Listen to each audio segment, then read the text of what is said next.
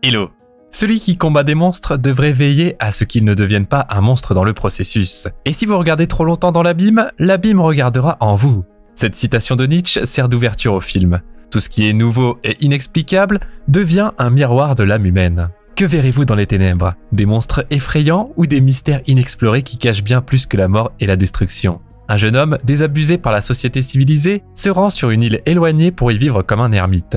Mais au lieu de résoudre ses problèmes, il ne fait que rencontrer plus de questions et de mystères. I have decided to give her a name. Daenerys.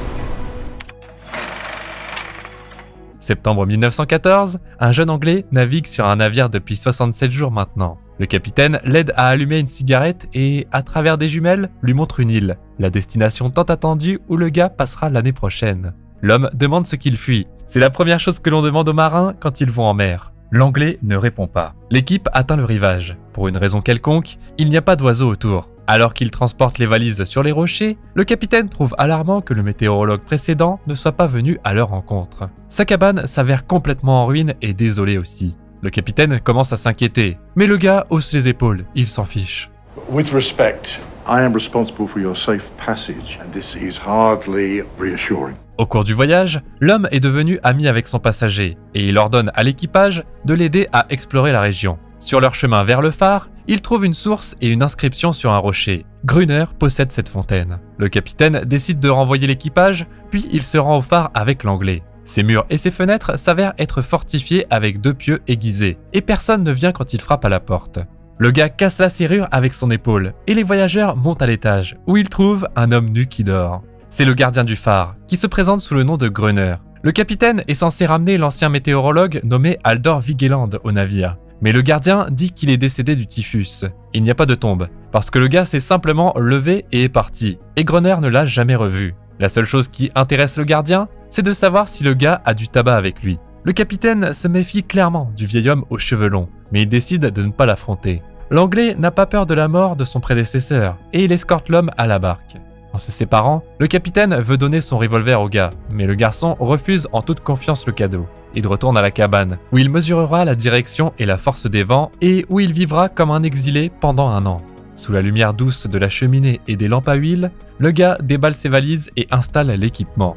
Il trouve le journal de l'ancien météorologue, qui détaille la flore et la faune de l'île. Entre les pages, il trouve une photo d'une femme en robe de mariée. Au dos se trouve l'inscription. Madame Vigeland, 1908, Love, Love, Love. L'Anglais continue d'explorer le journal, et il découvre des dessins très étranges avec la légende « Darwin avait tort ». Les dessins montrent des reptiles avec des bras et des jambes, dévorant des humains et ayant des rapports sexuels. La dernière page montre le phare debout dans l'obscurité noire, avec des figures sombres sur la côte en dessous. Le matin, le météorologue trouve un cercle de roches noires sur la plage avec des coquillages blancs disposés à l'intérieur. Le gars fait son travail, regardant l'océan déchaîné et il observe son voisin étrange dans le phare à travers des jumelles. Quand il se repose dans la cabine le soir, le gars entend quelqu'un gratter à la porte d'entrée de la maison. Pensant que c'est Gruner, il s'approche. Mais soudain, une main noire apparaît sous la porte. L'Anglais marche dessus plusieurs fois avec sa botte, provoquant la créature à crier de douleur et à reculer. Des grognements entourent la hutte de tous les côtés, et le gars part rapidement dans la cave, emportant un couteau avec lui. Il entend les monstres casser la porte et errer dans la pièce. L'homme espère les voir à travers une fissure dans les planches, mais les sons s'estompent et il ne voit personne. Soudainement, le monstre le regarde droit dans les yeux. Le gars poignarde tout de suite le visiteur à travers la fente, et du sang éclabousse partout. Cette action force la créature à battre en retraite, et l'Anglais bloque les coutilles avant de passer la nuit dans la cave. Le lendemain, il voit des gouttes de sang et des empreintes de pas dans le sable qui mènent à la mer. Le météorologue court vers le phare et appelle Gruner, qui n'ouvre pas la porte, jetant juste un seau de liquide sale dans la direction du gars. Please let me in. Should have stayed on the boat. Gruner! L'homme se cache à l'intérieur du phare, et le nouveau ne peut que jeter des pierres sur le balcon, désespéré. Il n'a pas d'autre choix que de transformer sa cabane en bois fragile en forteresse. Il place des piquets autour de l'entrée, scelle les fenêtres, et il entoure la cabane avec du bois et des livres qu'il a apportés avec lui, les arrosant d'huile de lampe. Il verrouille ensuite la porte et charge le fusil qu'il a trouvé à l'intérieur. Après le coucher du soleil, la lumière du phare illumine le rivage, alors que les créatures marines rampent hors de l'eau. Il se dirige tout droit vers la cabine, où il commence à rentrer. Il brise les fenêtres, et le gars commence à abattre les créatures. Il tire frénétiquement, balle par balle, mais une fois qu'il se rend compte qu'il y a trop d'ennemis, il met le feu à ses fortifications avec une torche. Cette manœuvre effraie les monstres, mais un instant plus tard, toute la structure est également engloutie par les flammes. Le gars brûle sa paume en essayant d'éteindre le feu à la porte d'entrée, et il se rend compte que la seule option, c'est de sortir de la maison. Il abandonne sa cachette et il court vers les falaises côtières. Les créatures semblent être retournées à la mer, faisant qu'il peut se calmer un peu. Une averse commence et il passe toute la nuit sous la pluie. À l'aube, l'Anglais retourne à la cabane, à moitié détruite par le feu. Elle ne pourra plus l'accueillir. Il pense ses blessures, prend le fusil et se dirige vers le phare. Le gars attend Grunner, qui prend également son arme et sort chercher de l'eau fraîche. À la source, le météorologue voit l'homme et se prépare à lui tirer dessus. Soudainement, une créature à la peau grise se jette sur lui. Le gars se bat et renverse le monstre sur son dos. Le monstre grogne tout comme les créatures marines qui l'ont attaqué la nuit. Mais pour une raison quelconque, elle est vêtue de vêtements humains. Grunner crie au nouveau de ne pas tirer et il baisse son fusil. What do you want? Do I really need to spell it out? Continuant à menacer la créature, le gars accepte de partager du tabac, de l'alcool et des munitions avec Grunner. L'homme explique que la créature est inoffensive. C'est une femelle et elle obéit au doigt et à l'œil. Grunner décide d'appeler le nouveau venu ami à partir de maintenant. Et ensemble, ils vont à la cabine pour les fournitures. Là, l'Anglais exprime ses soupçons que le météorologue précédent n'est pas mort d'une maladie, mais que Grunner l'a laissé mourir seul. L'homme ne répond pas. Il dit qu'ils doivent se dépêcher. La nuit va bientôt tomber. Le matin, le gars se réveille avec la créature léchant sa main brûlée. Grunner arrive, expliquant que leur salive a des propriétés médicinales. Il l'informe également que ça fait plusieurs jours qu'il dort à cause du stress récent et qu'il a même mouillé son lit. L'Anglais suit Grunner à l'étage, où l'homme compte les munitions. Il s'avère qu'ils ont près de 2000 balles. À ce moment-là, la créature, qui est habituée à vivre au fond de la mer, place des rochers sur les boîtes pour les empêcher de flotter. Le gars apprend que Grunner ne comprend pas le langage de la créature, mais qu'il la commande comme s'il était son propriétaire, et qu'elle lui obéit fidèlement sans essayer de s'échapper. L'Anglais est étonné par cette bête, et il se rapproche pour l'examiner. Il a lu sur ces poissons qui ont été isolés des autres espèces, et qui ont eu leur propre chemin évolutif unique. Grunner est alarmé par l'intérêt excessif du gars. She's not quite like the others, is she? This one doesn't bite, that's all.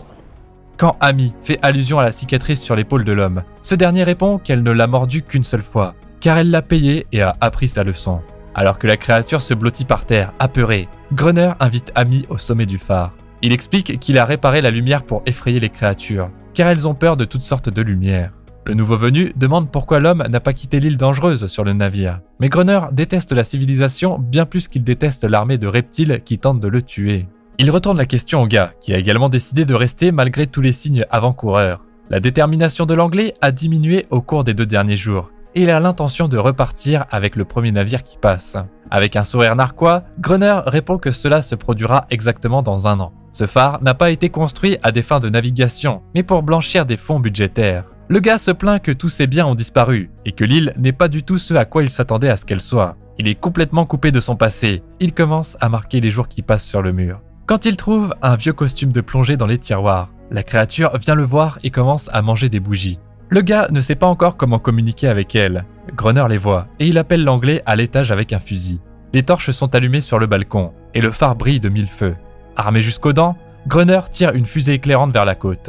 Il explique à son ami qu'il doit tirer quand les ennemis approchent et que s'ils sentent de la viande morte, ils commenceront à se dévorer les uns les autres. L'animal de compagnie de Grunner est derrière une grille dans une enceinte au-dessus d'eux, et elle commence à faire d'étranges bruits forts. Les créatures commencent à ramper de partout, et le vieil homme commence à les abattre.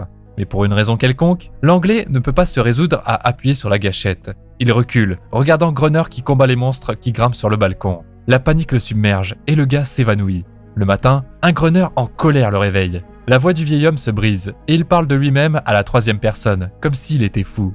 Il dit qu'Amy est un poids mort, et il lui demande d'aller chercher de l'eau à la source. Le gars remplit 2 seaux, et quand il revient, il découvre Grunner au lit avec la créature. Il y a un silence gênant entre les colocataires pendant le dîner, qui est brisé par Grunner. Il dit qu'il donne une dernière chance à son ami. Après le coucher du soleil, ils sortent sur le balcon, mais quand le gars commence à tirer, le gardien entre dans le phare et verrouille les portes derrière lui. Le nouveau venu supplie de ne pas le laisser seul, mais Grunner écoute juste les cris et les coups de feu avant de s'endormir. Au réveil, à l'aube, il ouvre la porte pour trouver son ami ensanglanté, mais vivant. À partir de ce moment-là, les 2 hommes combattent les monstres ensemble, mais le nombre de créatures augmente à chaque attaque. Pour garder sa place à l'intérieur du phare, le gars fait le travail le plus ingrat. Il médite et il se souvient des livres qu'il a lus dans le passé pour préserver sa santé mentale. Good warrior is not defined by the cause he defends, but rather by the meaning that derives from the struggle.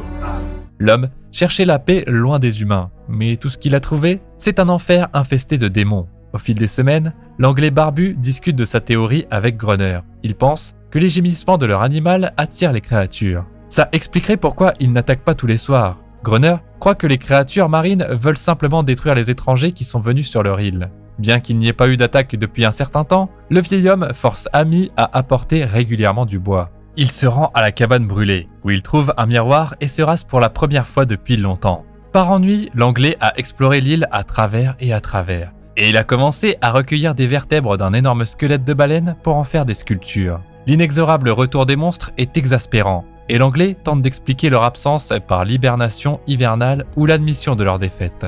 Gruner, comme d'habitude, simplifie le comportement des créatures en les comparant à des poissons, qui se blottissent dans une meute pour l'instant, et vont certainement attaquer à nouveau. Compte tenu de l'attitude du vieil homme envers les créatures, Amy ne comprend pas comment il peut coucher avec l'une d'elles. Il n'est pas dégoûté par leur peau froide, mais l'homme ne la voit pas comme une ennemie, et il lui a donné un nom, Aneris.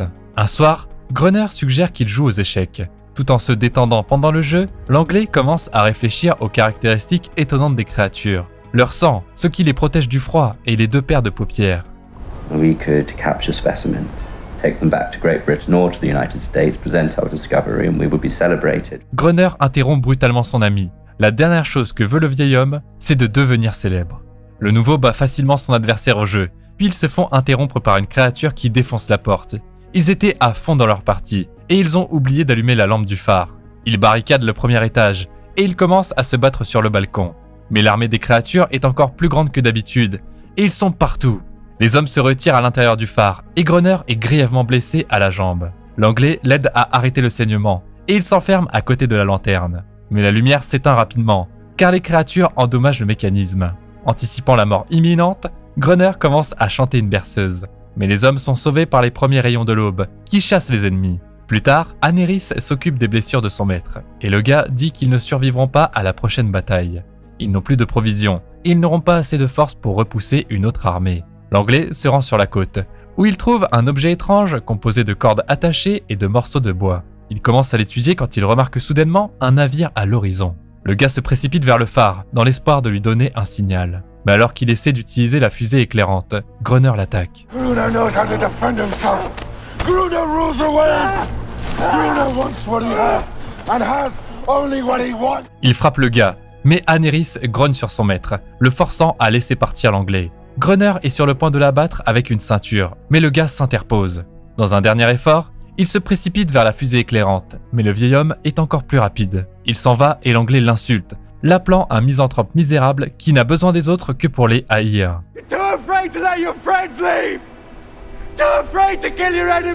Plus tard, il entend Gruner crier et battre Aneris pour sa désobéissance. Soudainement, elle sort du phare et l'Anglais la suit jusqu'à la côte. Laissant son fusil près du rocher, il s'approche prudemment d'elle et il lui montre le navire qu'il a taillé dans l'arête de baleine.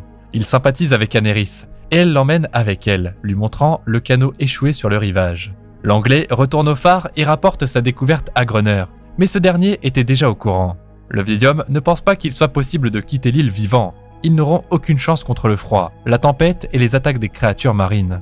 Interrogé sur l'origine du canot, Gruner répond qu'un navire portugais a fait naufrage dans une tempête près de l'île, et que les survivants s'étaient dirigés vers le rivage. Pendant qu'ils se dirigeaient vers le phare, les monstres sont arrivés. C'étaient des contrebandiers qui s'étaient délibérément éloignés des routes commerciales. Il y avait de la dynamite sur le navire, et plusieurs caisses ont été emportées. Gruner dit que la dynamite a pris l'humidité, mais l'Anglais a l'intention de récupérer les caisses du fond, et il montre la combinaison de plongée qu'il a trouvée. Il veut réparer le canot et nager jusqu'à l'épave. La dynamite aiderait à tuer 1 millier de créatures d'un coup, mais le vieil homme refuse catégoriquement d'aller en mer. Le gars commence à réparer le bateau seul, et un jour, il entend Aneris chanter tout en se baignant dans la source. Il décide de se changer les idées, et il rejoint Aneris. Ils sont repérés par Gruner, jaloux. Plus tard, celui-ci décide d'accepter la proposition de l'Anglais, espérant apparemment qu'il ne reviendra pas du fond de la mer. Ils montent dans le bateau, et ils atteignent l'épave du bateau. L'Anglais met la combinaison de plongée et plonge dans l'eau glacée. Il marche le long des fonds marins, tandis que Gruner pompe de l'air pour lui. Il attache des caisses de dynamite sur un crochet, et son partenaire les tire avec un treuil. Soudainement, le plongeur voit une petite créature juste en face de lui, et de peur, tombe en arrière dans le costume lourd. Gruner tire une autre caisse vers le haut, et il arrête de pomper de l'air. Le gars tire sur le tuyau, demande de l'aide, mais l'homme ne réagit pas. Étouffant lentement, l'Anglais voit des créatures enfantines au-dessus de lui, flottant autour de lui sans l'attaquer. Réalisant qu'il n'y a pas d'autre choix, il sort du costume et flotte à la surface avec le peu de force qu'il lui reste. Gruner l'aide à monter dans le canot. De retour au phare, ils ouvrent les boîtes de dynamite. La première est complètement ruinée. Agacé, Gruner claque le couvercle, mais les autres boîtes s'avèrent être sèches à l'intérieur, et les hommes commencent à enterrer les explosifs autour du phare. Second line's too close to the lighthouse. At this distance, the toes will be packed in nice and tight. L'Anglais a peur que la deuxième ligne soit trop proche des murs et transformerait le phare en tour de Pise en cas d'explosion. Puis la première neige commence à tomber du ciel. La semaine suivante se passe sans aucune attaque, mais les hommes ne peuvent quand même pas se reposer, et tous les soirs, ils veillent à leur poste.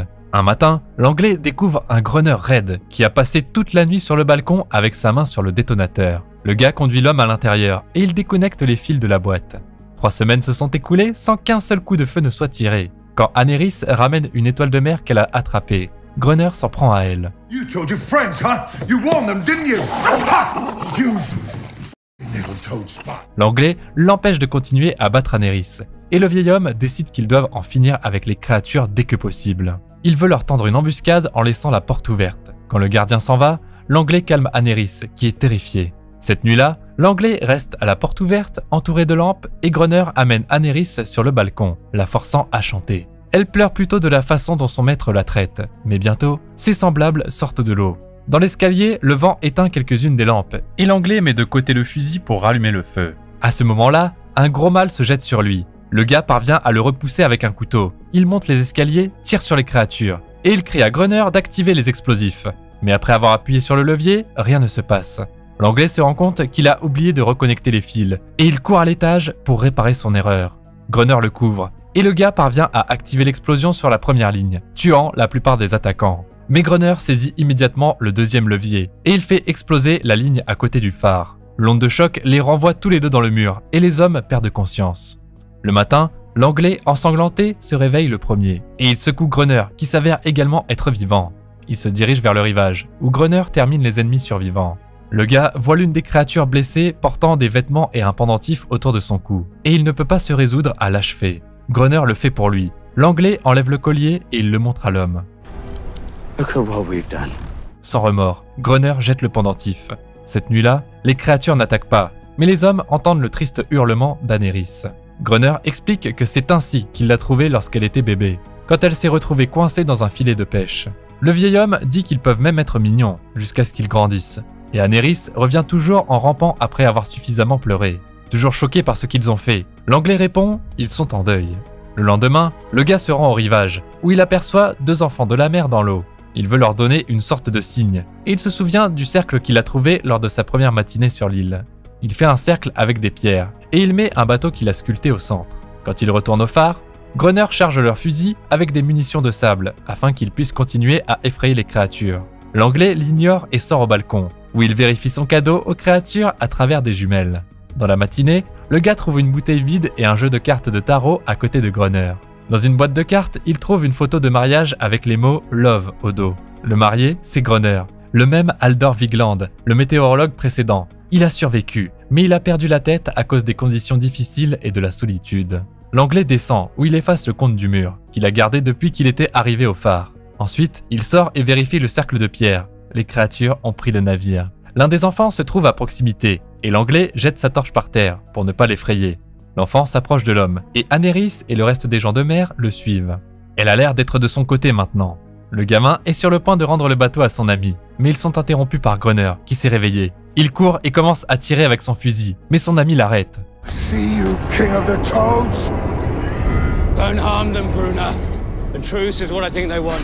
Il lui demande de baisser son arme, mais le fou ne voit que des ennemis devant lui, malgré tous les signes du contraire. Gruner ordonne à Aneris de rentrer à la maison, mais elle n'obéit pas. L'homme se rend compte qu'il a perdu le contrôle sur elle, et qu'il est maintenant seul contre eux tous.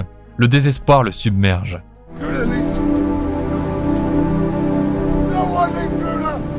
Il pleure et part en courant, perdant ce qui reste de tout son esprit fragile. L'Anglais s'approche d'Aneris, quand tout à coup, une fusée éclairante frappe l'enfant droit dans la poitrine, le tuant.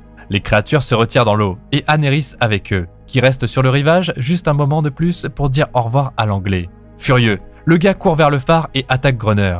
Ils descendent les escaliers et le vieil homme jette l'anglais. Il attrape une hache pour l'achever, mais son ami crie le vrai nom du météorologue, déclarant « Aldor Vigeland n'est pas un meurtrier ». Choqué par ces mots, Grunner répond « Love, love, love ». Il se dirige vers le rivage et il lève les yeux vers le ciel étoilé qu'il a chanté dans sa berceuse. Ici, les créatures l'entourent et vengent tous leurs frères qui ont péri à cause de lui. Aldor ne résiste pas. Son ami entend les cris du mourant et il ferme la porte. Il est laissé seul et il ne sait pas quand le navire viendra le chercher. Son regard s'assombrit et sa main se dirige mécaniquement vers la hache. Quelque temps plus tard, 3 hommes montent les escaliers jusqu'au dernier étage du phare. Ils réveillent un homme poilu qui a fait de l'endroit une porcherie. Le capitaine montre son compagnon, le nouveau météorologue, et il demande à Grunner où trouver son prédécesseur. Ils n'entendent qu'un seul mot de l'homme silencieux, Typhus. You're in no fit state to hold the position of signal technician. We're at war, man. Get back here. Alors que le capitaine ordonne une recherche de l'île, l'homme se dirige vers le balcon, où il voit plusieurs navires de guerre près du rivage. Loin du phare, Anerys se cache parmi les rochers, puis court vers la falaise. Elle plonge dans l'eau et nage au loin, vers sa famille. Le film est basé sur le roman éponyme de l'auteur catalan Albert Sánchez Pinyol. Dans le livre, le personnage principal n'a pas non plus de nom, mais il a une histoire qui n'a pas été incluse dans le film. Il était un combattant pour l'indépendance irlandaise, qui a été déçu par le succès de sa cause et a décidé de devenir un ermite, en prenant un emploi sur l'île. L'île elle-même est située quelque part dans l'océan Atlantique Sud, près de l'Antarctique. En outre, certaines choses deviennent plus claires quand on se rend compte que le nom Anerys à l'envers signifie sirène en catalan. La pauvre actrice qui l'a jouée devait passer 3 à 8 heures par jour à se faire maquiller. Comme toujours, tu trouveras le nom du film dans la description de la vidéo. En attendant, tu peux nous dire dans les commentaires si tu accepterais de vivre seul pendant 1 an, loin de la civilisation. N'oublie pas de t'abonner à la chaîne et de liker cette vidéo aussi pour qu'on puisse te raconter encore plein d'autres histoires.